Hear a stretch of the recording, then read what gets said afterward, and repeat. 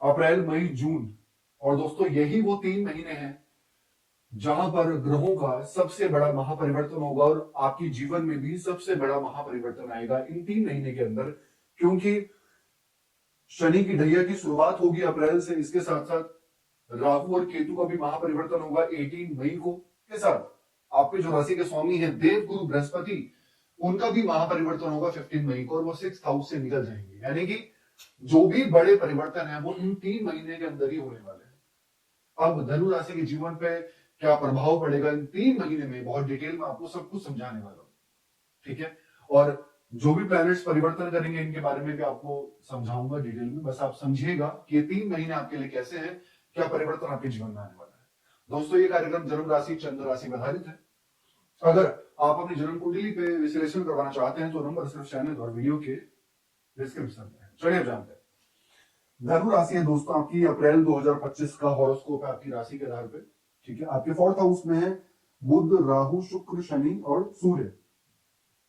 29 मार्च 2025 से शनि की ढैया आपकी लग जाएगी और फिर 2.5 साल तक रहेगी। शनि आपको 29 मार्च को यहां आ जाएंगे 4th हाउस में और फिर 2.5 साल तक यही रहेंगे, ठीक है। आपके 6th हाउस में है बृहस्पति, 7th हाउस में है मंगल, आपके 10वें स्थान में है केतु विराजमान। सबसे पहले मैं आपको ना शनि की ढैया के बारे में थोड़ा चर्चा कर लेता हूं, फिर आपका स्वास्थ्य, पढ़ाई, आपका लव रिलेशन सब कुछ जानेंगे।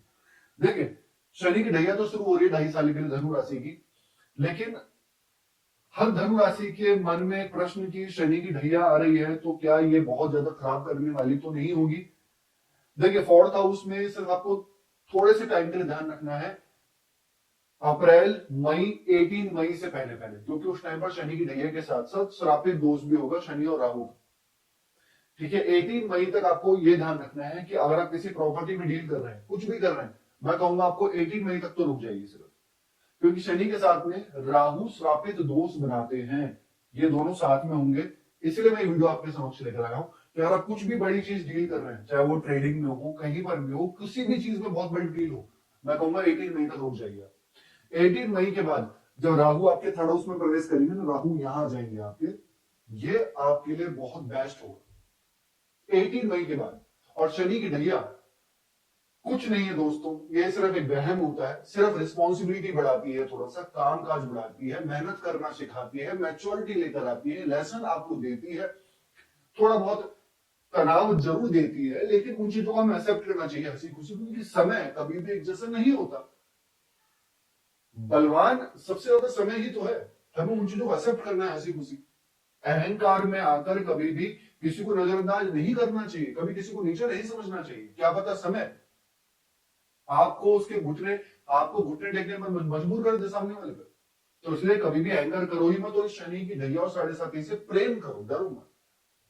इसलिए शनि की 7.5 बस आपके लिए काम काज लेकर आएगी, ट्रेवल्स लेकर आएगी, आपको भगाएगी, थोड़ा सा आपसे काम करवाएगी, लेकिन यही शनि की 7.5 ढैया आपको ग्रोथ भी देगी, ये भी ध्यान रखना। फाइनेंशियली और करियर में ग्रोथ भी शनि की ढैया ही लेकर आएगी। अब बात करते हैं आपके स्वास्थ्य के बारे में। 3 महीना आपकी हेल्थ कैसी होगी। राशि के स्वामी बृहस्पति, भैया बहुत बड़ा परिवर्तन आ रहा है। जो राशि के स्वामी आपके गुरु हैं वो 6th हाउस से निकलकर यहां आ जाएंगे गुरु, कब, 15 मई को। और 15 मई के बाद आपका स्वास्थ्य, आपकी हेल्थ बहुत अच्छी देखी जाएगी, क्योंकि गुरु फिर यहां देखेंगे 1st हाउस को आपके। हाँ 15 मई से पहले मैं कहूंगा कि थोड़ा सा आपको ध्यान देना है अप्रैल में और मिड मई तक, जब तक गुरु 6th हाउस में है। यानी कि गुरु डाइजेशन, फैट, लीवर, खाने पीने पे, इम्यूनिटी डाउन होता है तो कफ कोल्ड जल्दी लगता है। 15 मई के बाद आपका स्वास्थ्य बड़ा गजब का रहेगा। बात कर लेते हैं आपकी पढ़ाई। विद्यार्थी शिक्षा कैसी होगी। 5th हाउस होता है पढ़ाई का, 5th लॉर्ड बनते हैं मंगल आपके 8th हाउस में आएंगे 5 अप्रैल को, फिर 8th हाउस में रहेंगे नीच के। पढ़ाई से रिलेटेड थोड़ा मन भागता हुआ दिख रहा है, थोड़ा डाइवर्ट होता हुआ दिख रहा है, लेकिन कुछ टाइम ऐसा होगा जब बेटर होगा आपका। अगर आपका एग्जाम 7 मई के बाद है और 7 मई से लेकर 23 मई, 7 मई 23 मई के बीच में है तो वो आपके लिए बेटर है, ठीक है ना। और सूर्य भी आपके यहाँ पे उच्च के आ जाएंगे 14 अप्रैल से 14 मई। आपका गवर्नमेंट एग्जाम अच्छा होगा, गवर्नमेंट में फॉर्म फिल कर सकते हो, बेटर है, एग्जाम भी बढ़िया रहेगा। और जैसे मैंने कहा कि 7 मई से 23 मई, वो टाइम आपके लिए बहुत अच्छा है। आपकी बुद्धिमत्ता, मेंटेलिटी स्ट्रांग रहोगे। लेकिन जून का महीना आपकी पढ़ाई को लेकर 23 मई के बाद ठीक नहीं है। अप्रैल मई फिर भी बेटर है, लेकिन जून का महीना आपकी पढ़ाई को लेकर थोड़ा कमजोर दिख रहा है। और ये जो मंगल आपके यहाँ पर आएंगे, आपका मन ना पढ़ाई से डाइवर्ट बहुत होगा। इसके लिए मैं आपको उपाय बताऊंगा, वो आप जरूर फॉलो कीजिएगा। क्योंकि मंगल नीच के होंगे तो आप अपने तरीके से करेंगे, किसी की नहीं सुनेंगे, फ्रस्ट्रेट होंगे जो आपको बोलेगा। तो आप इसके लिए उपाय फॉलो कीजिएगा। बात करते हैं लव रिलेशन के बारे में। लव रिलेशन में चर्चा कर लेते हैं दोस्तों। तो यहाँ पर मंगल आपके सेकंड हाउस को देखेंगे। अपने गुस्से और अपने वाणी की वजह से लव रिलेशन में प्रॉब्लम ना क्रिएट कर बैठे हैं आप, ये ध्यान दीजिएगा। और खासकर मई के महीने में, और खासकर टाइम भी बता दूं आपको, तो 18 मई से पहले पहले विशेष, यानी कि मई में, लेकिन 18 मई से पहले पहले ऐसी कुछ बात ना बोल बैठे हैं आप अपनी जिद की वजह से, अपने गुस्से की वजह से, अपने बेफिजूल चीजों की वजह से, जहां पर आपको लव रिलेशन में प्रॉब्लम क्रिएट हो जाए। जून का महीना ठीक है लव रिलेशन को लेकर, अप्रैल का महीना भी इज एवरेज, ठीक ठीक है। मतलब ये तीनों महीने मुझे लव रिलेशन को लेकर बहुत ज्यादा अच्छे नहीं दिख रहे हैं। लेकिन जहां पर मई का महीना, खासकर 1 मई से 18 मई, अप्रैल का महीना 60-70% अच्छा है, जून का महीना बेटर है। मई के महीने में ध्यान रखना कि मिसअंडरस्टैंडिंग ना हो आपके लव रिलेशन में, राइट। बात करते हैं वैवाहिक जीवन पे, मैरिड लाइफ। उसके बाद बात करेंगे राहु, गुरु का और केतु का महापरिवर्तन आपके लिए। मैरिड लाइफ के बारे में दोस्तों चर्चा करें तो 7th लॉर्ड बनते हैं बुध, बुध केंद्र में है, बुध यहां आएंगे। मैरिड लाइफ आपकी ठीक है, लेकिन जब बुध वृषभ राशि में आएंगे 23 मई के बाद और मिड जून, 23 मई से लेकर मिड जून तक मैरिड लाइफ में ध्यान रखना है। इसके साथ साथ लाइफ पार्टनर के हेल्थ में उस टाइम। लेकिन अप्रैल का महीना बेटर है, 23 मई से बेटर है, और मिड जून के बाद बेटर रहेगी आपकी मैरिड लाइफ। बेटर मतलब कि अगर आप कुछ भी प्लानिंग कर रहे हैं मैरिड लाइफ में, कुछ भी सोच रहे हैं, तो मैं कहूंगा वो आपके लिए अच्छी है। और कहीं ना कहीं आपस में तालमेल बेटर रहेगा, अच्छा होगा। लेकिन 23 मई से मिड जून जहां पर थोड़े से आर्गुमेंट दिखाई दे रहे हैं, बाकी उसके बाद तो अच्छा ही दिख रहा है।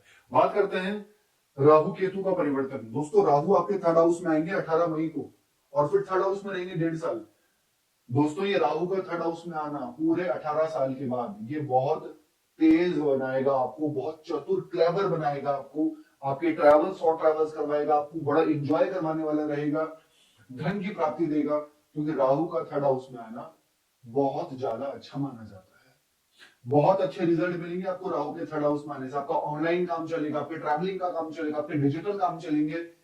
बहुत चतुर चालाक बनाएगा। आपके मदर को परेशानी थी, आपको प्रॉपर्टी से रिलेटेड परेशानी थी, उनको भी दूर करने वाला होगा।